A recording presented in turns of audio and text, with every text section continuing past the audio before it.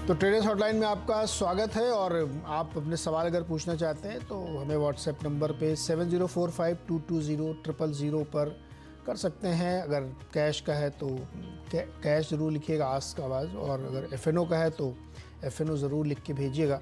कोशिश करेंगे आपके सवालों के ज़्यादा से ज़्यादा जवाब देने के लिए। मानस आज हमारे साथ जुड़ेंगे जिनसे हम चर्चा करेंगे बाजार में, लेकिन इस वक्त बाजार की ताज़ा स्थिति क्या है उस पर एक नज़र डालनी चाहिए। 200-250 पॉइंट की करीब मजबूती सेंसेक्स में दिख रही है और 300 पॉइंट की मजबूती बैंक निफ्टी में है। मिड कैप में भी अच्छी खासी 150 पॉइंट की तेज़ी यहाँ पे देखने को मिल रही है। फ्यूचर्स पर नज़र डालिए तो आज आरबीएल बैंक 8% मजबूत है, वेदांत में भी अच्छी खासी 4% की मजबूती है और जेएसडब्ल्यू स्टील भी 3.5-4% कामकाज करा। लेकिन जैसे हम लोगों ने मेटल की बात की तो Vedanta, JSW steel, Hindalco, JSPL, Tata steel, Nalco, SAIL सब टॉप गेनर्स। पूरी लिस्ट जो है वो फ्यूचर्स में दिख रही है और उसका बड़ा कारण ये है कि डॉलर में वीकनेस जो आई है उसकी वजह से तमाम मेटल स्टॉक्स में अच्छी खासी तेज़ी यहाँ पे देखने को मिली। डॉलर इंडेक्स 109 तक आ गया था।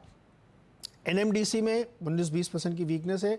इनका कारोबार अलग हुआ है इसलिए ये कॉर्पोरेट एक्शन की वजह से यहाँ पे दिख रही है। लेकिन एम्फेसिस, माइंडट्री, एल&टी इन्फोटेक, ये जो जितने भी आईटी शेयर्स हैं उनमें आज एक प्रेशर देखने को मिल रहा है। ग्लेनमार्क फार्मा में भी थोड़ी सी कमज़ोरी देखने को मिल रही है। मानस जुड़ चुके हैं हमारे साथ। मानस, बहुत बहुत स्वागत है आपका।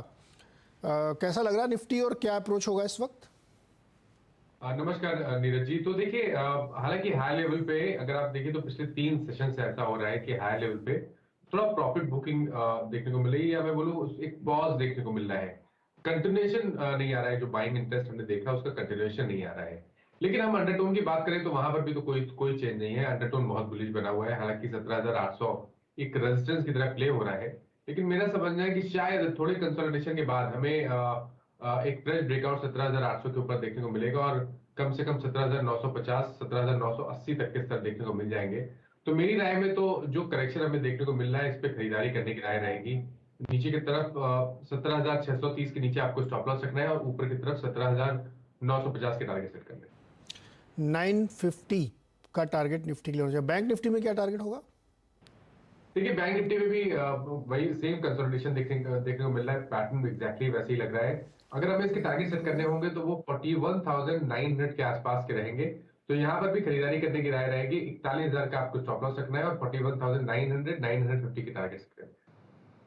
ओके, तो बैंक निफ्टी दोनों में अंडरटोन ऊपर की तरफ है, तेज़ी की तरफ है, लेकिन लेवल्स आपको बताए गए उन्हीं के हिसाब से आप ट्रेड कर सकते हैं। मानस, टाटा मोटर्स और टाटा मोटर्स डीवीआर दोनों दिखाई डॉक्टर साहब।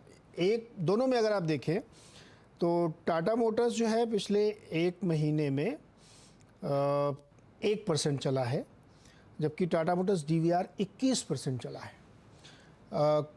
वजह तो पता नहीं फंडामेंटली क्या रीजंस हो सकते हैं, लेकिन टाटा मोटर्स डीवीआर में कैसा लग रहा है आपको? एक महीने में देखिए क्या ज़बरदस्त रैली है। तो देखिए, टाटा मोटर्स डीवीआर की बात करिए, टाटा मोटर्स की बात करिए, तो दोनों स्ट्रक्चर बिल्कुल डिफरेंट है। अगर हम पिछले करीब 5 सेशन की बात करें तो जहां पर टाटा मोटर्स डीवीआर में एक वी शेप रिकवरी 190 के स्तर से देखने को मिली है, 240 तक के स्तर देखने को मिल रहे हैं और स्टॉक तैयार है एक फ्रेश ब्रेकआउट देने के लिए। तो अगर ये 250 के ऊपर सस्टेन करेगा तब तो शायद आपको 285 तक के स्तर देखने को मिल जाएंगे। हालांकि यहाँ पर अब देर हो चुकी है। 2 दिन पहले इंडिकेशन दिया था, एक रिवर्सल का साइन देखने को मिला था। तो अगर आपने खरीदारी नहीं की है तो आपको इंतजार करना पड़ेगा करेक्शन का। लेकिन अगर आपने ऑलरेडी लॉन्ग पोजीशन बनाई है तो 224 के स्टॉप लॉस से टाटा मोटर्स डीवीआर में आप बने रहिए। ऊपर की तरफ 285 तक के टारगेट देखने को मिल सकते हैं। लेकिन मौके टाटा मोटर्स में है। टाटा मोटर्स में अभी खरीदारी करनी चाहिए। करंट लेवल्स पे आपको टाटा मोटर्स में खरीदारी करनी है। 399 के स्टॉप लॉस से खरीदारी करिए। ऊपर की तरफ 428, 430 तक के टारगेट सेट करिए। तो मौके इस वक्त टाटा मोटर्स में ज़्यादा हैं। अगर टाटा मोटर्स डीवीआर में आप पहले से इन्वेस्टेड हैं तो बने रहिए, लेकिन अपॉर्चुनिटी अगर नहीं देख रहे हैं तो वो टाटा मोटर्स में ज़्यादा। दोनों में एक बड़ा डिफरेंट रूल रहा है एक महीने के दौरान। चलिए कुछ सवाल ले लेते हैं। सचिन है देहरादून से हमारे साथ। सचिन जी बताइए क्या सवाल है? Good morning Neeraj ji. मेरे पास मन्नापुरम फाइनेंस है 107 के भाव पे 10,000 शेयर। 2 महीने हो गए ले हुए, लेकिन ये 1056 तक जाता है, फिर वहां से घूम जाता है। तो मैं आगे का इसका प्रोस्पेक्ट जानना चाह रहा हूँ। ट्रेडिंग वाला ही है ना ये आपको? हाँ, शॉर्ट टर्म के लिए लिया है। ओके, मानस, ये सही कह रहे हैं सचिन कि काफ़ी लंबे समय से 105.7 के आसपास से घूम जाता है। क्या राय बनती है इसमें आपकी? देखिए ये सही है कि 105 और से लेकर 107 तक मल्टीपल रेजिस्टेंस दिखते हैं स्टॉक में। लेकिन इस बार का जो ट्रेंड है, इस बार के जो पैटर्न्स है वो थोड़े डिफरेंट है, क्योंकि अब हाई टॉप हायर बॉटम बन रहे हैं। 20 डे मूविंग एवरेज ने 50 डे मूविंग एवरेज को नीचे की तरफ से कट कर दिया है, जो कि एक पॉजिटिव साइन है। और पैटर्न को देख के लगता है कि स्टॉक अपने 200 डे मूविंग एवरेज, जो कि 114 रुपए है, 114 रुपीज है, उसकी तरफ जाने की कोशिश करेगा। तो अगर लॉन्ग पोजीशन इन्होंने ऑलरेडी बनाई हुई है तो स्टॉप लॉस रखिए 102 का और बने रहिए स्टॉक में। 102 के स्टॉप लॉस के साथ इसमें बने रहिए। इस बार जा सकता है, मल्टीपल बार इसने रेजिस्टेंस देखा, शायद इस बार वो तोड़ने में कामयाब होगा। धर्मवीर यादव हमारे साथ महेंद्रगढ़ से जुड़ रहे हैं। धर्मवीर जी नमस्कार, क्या सवाल है आपका? सर मेरे 2 शेयरों के बारे में, थोड़ा दोनों के बारे में बता देंगे आप? पूछिए, सवाल पूछिए। सर इंडिया बुल्स के मेरे पास 1500 शेयर हैं 161 के भाव पे, और जोमेटो के मेरे पास हैं 1500 ही शेयर जोमेटो के हैं 81 के रेट पे, और मेरे पास टाइम है लगभग 5 से 10 साल का।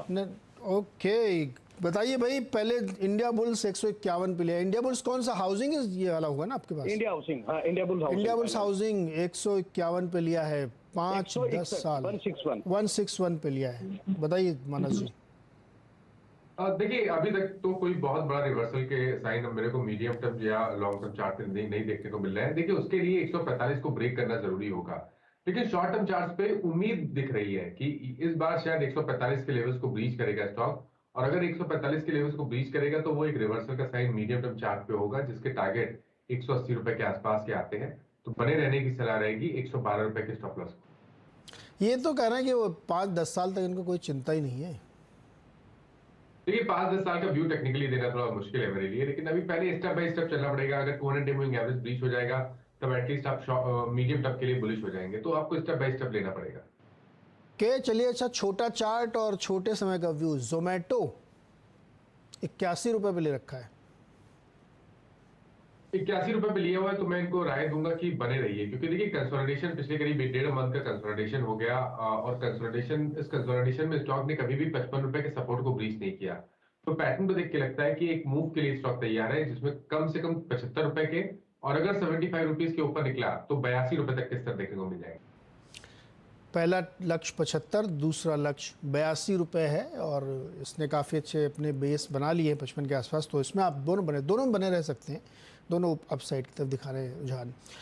अनिल नागपाल जी हैं गुरुग्राम से। अनिल जी नमस्कार, बताइए क्या सवाल है? हाँ जी नमस्कार जी, मेरे पास HDFC लिमिटेड के 660 शेयर हैं जो 2413 के रेट पे ले रखे हैं। तो क्या जी घबरा रहा है क्या आपका? नहीं घबरा नहीं रहा, मतलब ये जिस टाइम लिया था उस टाइम काफी एक्टिव था और ऊपर जाने की पूरी उम्मीद लग रही थी, बट थोड़ा डाउन आता जा रहा है, तो इसलिए पूछ रहे थे तो क्या कर सकते हैं? 1-2 महीने का नजरिया है क्या? हाँ जी हाँ। मानस जी, अनिल नागपाल जी ने 1-2 महीने के नजरिए से HDFC रखा है, और दिक्कत ये है कि 35 रुपए नीचे इनके भाव से। तो देखिए अगर टाइम फ्रेम इनका 2 से 3 मंथ का है तो भी मैं बोलूंगा कि बने रहिए। देखिए 200 दिनों के मूविंग एवरेज के आसपास स्टॉक ट्रेड कर रहा है, वहां पर कंसोलिडेट हो रहा है, और अभी कुछ दिन पहले स्टॉक ने हाई टॉप हायर बॉटम का कंफर्मेशन दिया। अब एक बड़ा हर्डल है 2425 रुपए। अगर ये 2425 के ऊपर निकला तब तो आपको सबसे पहले तो 2510 और उसके बाद शायद 2575 तक के स्तर देखने को मिल जाएंगे। तो HDFC लिमिटेड में बने रहने की राय रहेगी, थोड़ा रिस्क लेना पड़ेगा। स्टॉप लॉस जरूर लगाइए 2320 रुपए का। ओके, तो बने रहिए, कोई दिक्कत नहीं। 2 महीने का भी अगर आपका व्यू है नागपाल जी तो होल्ड करिए इसमें। चलिए एक मानस जी रुकिएगा, आप एक कंपनी के बारे में बात करते हैं, DB कॉर्प। और दूसरी तिमाही में कंपनी ने नतीजे थोड़े कमज़ोर पेश किए हैं, और कंपनी का मुनाफा करीब 10% कम हुआ है। ऑपरेटिंग लेवल पे भी नंबर कमज़ोर हैं, हालांकि रेवेन्यू में 20% से ज़्यादा की उछाल देखने को मिली है। नतीजों में बातचीत करने के लिए हमारे साथ कंपनी के प्रमोटर डायरेक्टर गिरीश अग्रवाल जी हैं। गिरीश जी, बहुत बहुत स्वागत है आपका। एबिटा में भी कमज़ोरी है, मार्जिन भी नीचे आया, मुनाफा भी नीचे आया, क्या रीज़न था सर? अगर आप रेवेन्यू वाइज देखें तो जैसे आपने बताया कि अच्छी खासी ग्रोथ है 20% के ऊपर की, लेकिन चूंकि न्यूज़प्रिंट प्राइसेस जो है लास्ट ईयर कंपैरिजन में काफी ऊपर पहुंच गई थी, तो ये सारा जो भी एबिटा में नुकसान हुआ उसकी वजह से हुआ। लेकिन अच्छी बात यह है कि जो फेस्टिवल सीजन जा रहा है उसमें हमें काफी ग्रोथ दिख रही है, काफी अच्छा माहौल बना हुआ है, और न्यूज़प्रिंट प्राइसेस जो अभी तक बिल्कुल ऊपर ही जा रही थी अब उसमें हमको लगता है, दिख रहा है सामने कि अगले क्वार्टर से Q3 और Q4 में तो निश्चित ही 10 से 15% का उसमें डिक्लाइन आएगा, तो वो सीधा सीधा EBITDA को ऐड करेगा। गिरीश जी, क्या न्यूज प्रिंट के दाम पिछले 6-8 महीने से लगातार ऊपर जा रहे हैं क्या? पिछली बार हमको ध्यान है आपने कहा था कि प्राइसेस सॉफ्ट हुए हैं, उसका फायदा मिलेगा। पिछले 1.25 साल से अगर आप देखें तो न्यूज प्रिंट के प्राइसेस लगातार ऊपर गए, मतलब 42,000 रुपए टन से एवरेज शुरू हुए, 50 गए, 55 गए, 65 तक पहुंच गए हमारी जो कॉस्ट है, और अब हमें लग रहा है कि Q4 में ये उतर के जो है वो 60 के नीचे जाए। क्यों, ऐसा क्यों लग रहा है आपको? Q4 में क्या चीजें बदलने वाली हैं? हमारे जो फॉरवर्ड एग्रीमेंट हो रहे हैं लोगों से, उसमें अब एग्रीमेंट वो 60 के नीचे के हो। ओके, तो उम्मीद है कि इसका, लेकिन डॉलर खेल खराब करता है क्या? ज्यादा नहीं, चूंकि हमने हेजिंग किया हुआ है और हमारा इसमें से ऑलमोस्ट 60-65% लोकल है, तो उन दोनों को एवरेज आउट करके निकालेंगे तो हमको, मैं 10% तो बोल ही सकता हूँ कि न्यूज प्रिंट की प्राइस का फायदा 100% आ ही जाएगा Q4 में। 10% तो कम से कम, अगर सब कुछ ठीक रहा तो 15 भी हो सकता है। ओके, अच्छा, क्वार्टर के दौरान एड रेवेन्यू कैसे रहे और सेगमेंट वाइज आप हमें थोड़ा सा बताएं किस किस तरीके के रहे? ये दिवाली तो काफी धमाके वाली रही, अच्छी खासी, तो ये उम्मीद है कि ये माहौल आगे बना रहा तो नहीं, ये तो सर इस क्वार्टर में पड़ा है, थर्ड में। सेकंड क्वार्टर में कैसे रहे? तो सेकंड क्वार्टर में एक्चुअली मैं इसको सेकंड क्वार्टर की जगह पूरा H1 देखूंगा। अगर हम 6 महीनों को देखें तो करीबन 53% की हमारी एडवर्टाइजिंग रेवेन्यू की ग्रोथ है टोटल में। तो इसको मैं खास तौर पे कंपेयर करना चाहूंगा 19-20 से, जो कोविड के पहले का टाइम है, उसमें हम करीबन सिंगल डिजिट ग्रोथ पे खड़े हुए हैं, तो वो हमारे लिए ज्यादा इंपॉर्टेंट है कि कोविड के पहले का समय में अगर हम 5 से 6% की ग्रोथ पे आ गए हैं, जिसमें भी ऑटोमोबाइल जो एक बड़ा सेक्टर है हमारा, वो अभी फायर नहीं कर रहा है क्योंकि उनके पास सप्लाई नहीं है, इसलिए एडवर्टाइजिंग नहीं हो रही है उनकी। तो अगर आगे आने वाले दिनों में ऑटोमोबाइल भी सपोर्ट करता है साथ में, तो डबल डिजिट ग्रोथ देखी जा सकती है। और इस बार तो कह रहे हैं कि बहुत रिकॉर्ड कारें बेच डाली इन लोगों ने, और पूरे साल में तो 38 लाख कार बेचने का भी अनुमान चल रहा है। ये क्या सब पिछले साल से कंपेयर कर रहे हैं सब लोग? तो अब पिछला साल तो बुरा था, उसके ऊपर अगर जाएंगे तो ग्रोथ बहुत दिखती है। हमारे भी H1 के नंबर 53% की ग्रोथ दिखती है, तो दिखने में तो बहुत अच्छा है, लेकिन वो कोई मतलब नहीं है, इसलिए हम 19-20 से कंपेयर करते हैं अपने आप। अच्छा, अच्छा, तो एड रेवेन्यू बताओ, एड रेट क्या कुछ बढ़ाए आपने, या कंपनियां बार्गेन के मूड में है कि नहीं साहब रेट मत बढ़ाइए? देखिए, रेट ईमानदारी की बात है, बड़े नहीं है, लेकिन जो कोविड के दौरान थोड़े कम हो गए थे वो वापस आ गए, और अब प्रयास है कि यहाँ से आगे बढ़ना शुरू होंगे। गिरीश जी, फिर ये तो एक दिक्कत वाली बात है कि अगर आपके एड रेट्स बढ़े नहीं, वो प्री कोविड लेवल या कोविड के दौरान जो गिरे थे वो लेवलिंग हुई है, लेकिन बाकी जो ऑपरेटिंग कॉस्ट है वो लगातार बढ़ी, चाहे वो एम्प्लॉय कॉस्ट हो, न्यूज प्रिंट कॉस्ट हो, या और मार्केटिंग कॉस्ट हो, सब बढ़ी है आपकी? नहीं सर, आप दोबारा देखिए नंबर सारे 19-20 से अगर मैं कंपेयर करूं प्री कोविड से, तो न्यूज प्रिंट के अलावा मेरी सारी कॉस्ट कम हुई, और जो कॉस्ट कम हुई वो ऐसी टेम्पररी कम नहीं है। अगर आपको याद हो, मैं आपसे बात कर रहा था जब 20 में, तो मैंने आपको बताया था कोविड के दौरान जो हम कॉस्ट मेजर ले रहे हैं, तो हमने तकरीबन 180 करोड़ रुपए की कॉस्ट कम की थी, उसमें से 110-115 करोड़ रुपए की कॉस्ट परमानेंट कम कर दिया, तो कॉस्ट तो हमारी बिल्कुल पकड़ में है। न्यूज प्रिंट एक ऐसी चीज है जो कम्युनिटी की तरह है, वो हमारे कंट्रोल में नहीं है, इसलिए वो बढ़ गई। सर, आज न्यूज प्रिंट आपकी कॉस्ट का कितना हिस्सा होता है? करीबन जाके 50%, 50% है, और उसी की वजह से आपका पूरा बिजनेस गड़बड़ा रहा है। अच्छा सर, ये बताइए कि ये जो सरकारी विज्ञापन है आजकल तो बड़े मतलब फैशन सा है, हर स्टेट गवर्नमेंट की तरफ से धुआंधार विज्ञापन चलते हैं, और मतलब उसका फायदा हो रहा है? थोड़ा बहुत हुआ है उसका फायदा। देखिए, एडवर्टाइजिंग, गवर्नमेंट एडवर्टाइजिंग हमारा बहुत बड़ा हिस्सा नहीं है, करीबन 10 से 12% है, तो उसमें ये एडवांटेज हुआ है कि जो गवर्नमेंट के विज्ञापन जो आप लोगों ने जो उपलब्धियां हासिल की है, उसको वो जनता को बताना चाहते हैं प्रिंट के माध्यम से। एक इम्पॉर्टेंट पॉइंट मैं आपको याद दिलाना चाहूंगा। देखिए, कोविड के दौरान और कोविड के बाद एडवर्टाइजिंग में अगर आप गौर करें तो प्रिंट में एडवर्टाइजिंग का रुझान बढ़ा है। इसका क्लियर इंडिकेशन है कि क्रेडिबिलिटी की वजह से, जो अखबारों की क्रेडिबिलिटी है और सारी रिपोर्ट भी ये बोलती है, वो क्रेडिबिलिटी की वजह से हमारे पाठक ने हमको पकड़ा हुआ है, हमारे से जुड़े हुए हैं, और इसीलिए एडवर्टाइजर भी जो है वो हमारे साथ जुड़ा हुआ है। तो आई थिंक क्रेडिबिलिटी की वजह से ही विज्ञापन दाता, इवन गवर्नमेंट एडवर्टाइजर जो है, विभिन्न सरकारें कुछ भी देती हैं कि उनको पता है कि अखबार में छपता है अगर, तो पाठक उसको सच मानता है, जो सच होता भी। अच्छा, ये पोल बाउंड स्टेट्स है, यहाँ आपका है ना अच्छा खासा प्रेजेंस? हमारी स्टेट्स में गुजरात में इस बार इलेक्शन है, वहाँ प्रेजेंस है, बहुत बढ़िया प्रेजेंस है। तो वहाँ से तो सर काफी ऐड मिलेगा, उम्मीद की जा रही है, लेकिन देखिए मैंने बताया आपको कि गवर्नमेंट एडवर्टाइजिंग बहुत बड़ा हिस्सा हमारा नहीं है। अच्छा, नॉन गवर्नमेंट सर, जो वहाँ नए लोग लड़ने गए हैं चुनाव, वो भी तो खूब धुआंधार एडवर्टाइजिंग दे रहे हैं। बट मैं उसको गवर्नमेंट और पॉलिटिकल एक बकेट अच्छा, एक ही मान लेते हैं, एक ही बकेट बकेट। मानता हूँ। हम उस पर ज्यादा डिपेंड नहीं करते हो। जो कई लोग सोचते हैं ना साहब कि इलेक्शन में विज्ञापन एकदम से 30-40% हो जाता है, ऐसा होता नहीं है। क्योंकि साइज क्या होता है, जब गवर्नमेंट और पॉलिटिकल शुरू होता है, जब इतना हल्ला होता है तो बाकी एडवर्टाइजर रोक लेते हैं कि रुक जाओ यार, अभी इनको लड़ने दो, फिर अपन देखेंगे। वैसा नहीं होता कि वो जो फ्रंट पेज है उसके अलावा 3 पेज और शुरू के जुड़ गए, फिर पता लगा 4 पेज खोलने के बाद पहला पेज शुरू हुआ न्यूज़ वाला, ऐसा नहीं कर रहा है क्या? नहीं, वो ऐसा होता नहीं है हमारे। अच्छा, डिजिटल की क्या स्थिति है? आपने हमसे पिछले 2 क्वार्टर में लगातार कहा कि अब आप उसको मोनेटाइज करेंगे, ब्रेक इवन हो जाए, क्या स्थिति है सर वहाँ पे? तो डिजिटल में नंबर्स अच्छे बने हुए हैं अपने, 15-16 मिलियन यूजर हैं जुड़े हुए हैं। जबकि अगर आप कॉमस्कोर के डेटा देखें तो बाकी लोगों के ऐप यूजर्स कम हुए हैं, लेकिन अपने वहाँ पे जमे हुए हैं बिल्कुल। और जो मोनेटाइजेशन की वर्किंग है उस पर पूरा जोर शोर से काम चल रहा है। अगले आने वाले 2-3 क्वार्टर में उसका निर्णय भी आपको रिजल्ट भी दिखाई देगा। कुछ और उसमें कैपेक्स करें क्या? आपने काफ़ी पैसा ऑलरेडी लगाया है उसमें। तो देखिए, मुझे बोलते हैं ना मारवाड़ी में कि भाई जहाँ पे मुझे रिटर्न की उम्मीद है वहां मैं पैसा दिल खोल के लगा सकता हूँ, और लगाता भी हूँ कि मुझे पता है कि ये मेरा इन्वेस्टमेंट है जिसका अच्छा रिटर्न आए। तो डिजिटल में आपको बहुत उम्मीदें हैं और वहीं पे आप ज़्यादा लगा रहे हैं। गिरीश सर, बहुत बहुत शुक्रिया हमारे साथ जुड़ने के लिए, और नेक्स्ट क्वार्टर के लिए शुभकामनाएं, जो कि फेस्टिवल काफ़ी अच्छा गया है, तो होपफुली कि एड रेवेन्यू यहाँ से काफ़ी बेहतर होना चाहिए। हम लोग एक बार फिर से नेक्स्ट क्वार्टर में चर्चा करेंगे इस पर। डीबी कॉप दैनिक भास्कर के नाम से अखबार छापती है, बहुत ही प्रोमिनेंट लीडर है, तमाम बाज़ारों में, देश के अधिकतर राज्यों में इनकी प्रेजेंस है, और इस वक्त स्टॉक 115 रुपये 80 पैसे पे ट्रेड कर रहा है। वापस चलते हैं मानस के पास, और बहुत सारे दर्शक सवाल पूछना चाहते हैं। 1-2 सवाल ट्विटर से लेते हैं। मानस, लॉरस लैब के 80 शेयर हिरेन ने ले रखे 522 के प्राइस पे, बताइए क्या करना चाहिए? तो मैं इनको रिकमेंड करूंगा कि कभी कोई उछाल मिले तो यहाँ पर निकलने की कोशिश करिए। देखिए, स्ट्रक्चर वीक है। एक बहुत अहम सपोर्ट 490 का था, वो ऑलरेडी ब्रीच हो चुका है। मेरा समझना है कि पहले तो 435 की तरफ स्टॉक जा रहा है, लेकिन अगर 435 के लेवल्स ब्रेक होंगे तो वो बहुत ही नेगेटिव होगा स्टॉक के लिए। उसके बाद गिरावट बढ़ सकती है, बड़ी गिरावट आ सकती है।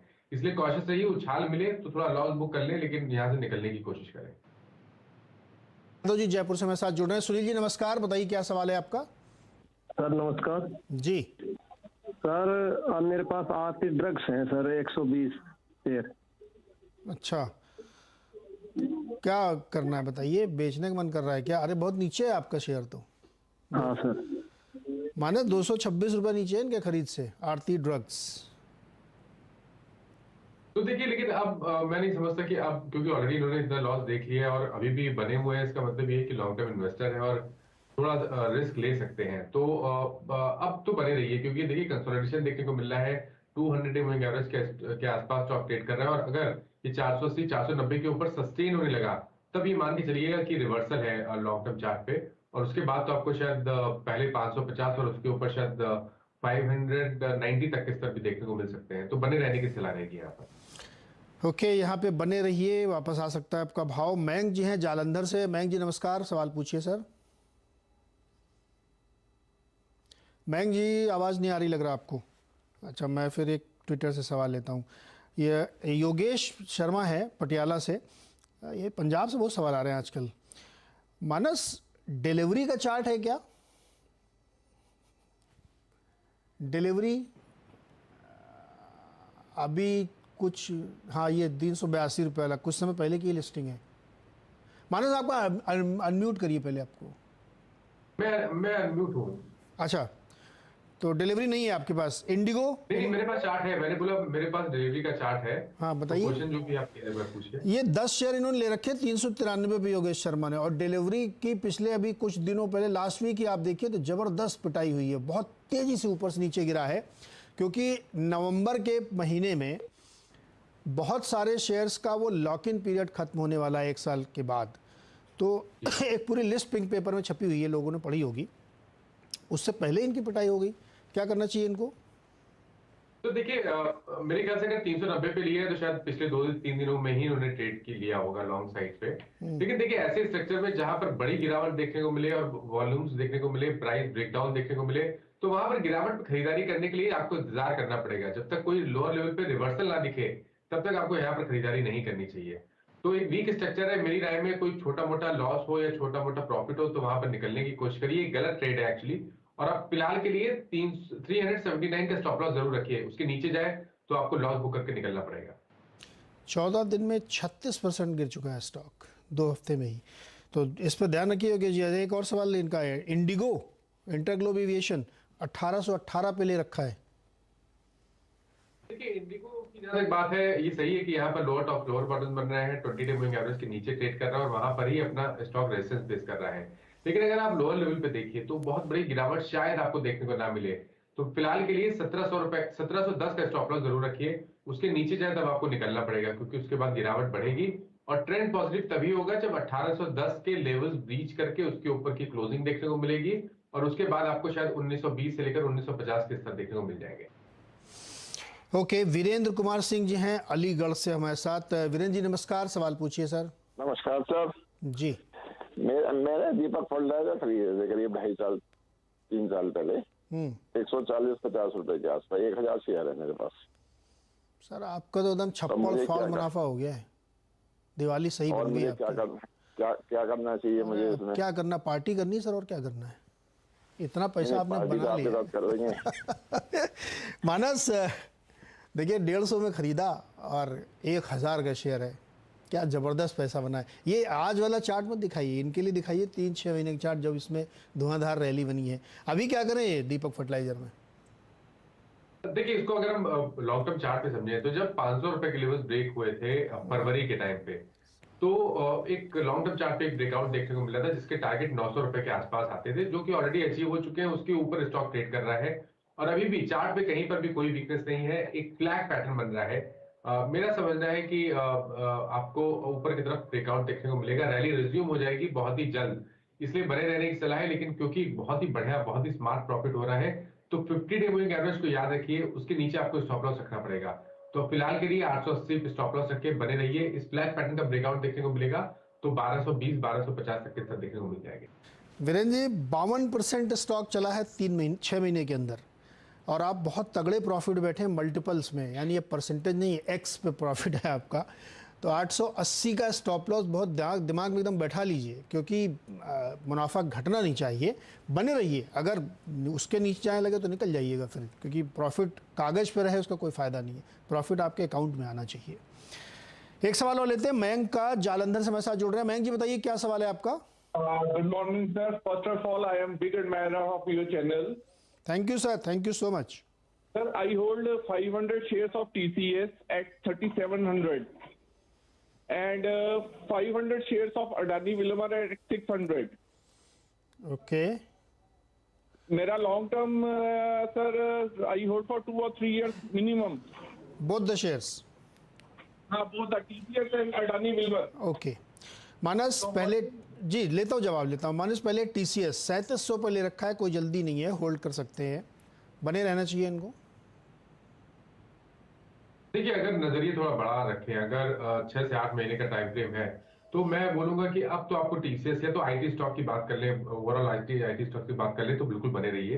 टीसीएस पे अब एक 3000 के आसपास सपोर्ट डेवलप हो गया है तो 300 रुपए का स्टॉप लॉस रखिए, इंतजार करिए 3300 रुपए के लेवल ब्रेक होंगे तो फिर से आपको रैली रिज्यूम होती दिखेगी और 3600-3650 तक के स्तर टीसीएस में आने वाले 6 से 8 महीने में देखने को मिल सकता है। और अडानी विल्मर? अडानी विल्मर का मेरे को चार्ट मैं नहीं देख पा रहा हूँ। ओके मिलेगा तो मैं अभी इसी शो में बताऊंगा आपको। ठीक। अच्छा, एक ट्विटर पर सवाल रोहित ने पूछा है, इन्होंने 2000 शेयर खरीदे हैं करूर वैश्य बैंक के 61 रुपए पे, तो क्या करना चाहिए? इन्होंने ये लिख रहे हैं, अच्छा ये चार्ट देख लेते हैं। इन्होंने लिखा है it has broken the continuation pattern breakout 95 rupees and shall reach 100 today, can it reach 115 in 1 month? 115 रुपये जाएगा क्या एक महीने में? देखिए जिस तरह के मूव्स देखने को मिल रहे हैं बिल्कुल जा सकता है, क्योंकि पैटर्न बहुत पॉजिटिव है और देखिए जो इंटरेस्ट है आजकल वो छोटे बैंक में बहुत ज्यादा दिख रहा है। तो 115-120 तक के स्तर देखने को मिल सकते हैं। 115 के स्तर देखने को मिल सकते हैं। जिस तरीके का मूव है छोटे छोटे बैंकों में बढ़िया तेज़ी में देखने को मिल रही है और जिस तरीके से नतीजे आ रहे हैं उसके हिसाब से फिर बड़ी एक रैली बनती है। मानस दोबारा से जोड़ते हैं आपको, आवाज़ आ रही है आपको क्या?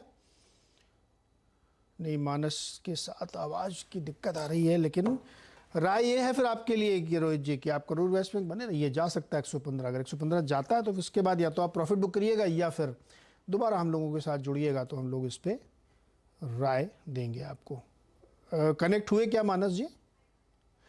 चलिए, मानस के साथ संपर्क भी नहीं हो पा रहा है और शो का समय भी समाप्त हो रहा है, तो यहाँ पे मुझे आपसे इजाज़त लेनी पड़ेगी, लेकिन आप कहीं जाइएगा मत, क्योंकि ब्रेक के बाद देंगे खिलाड़ी नंबर 1।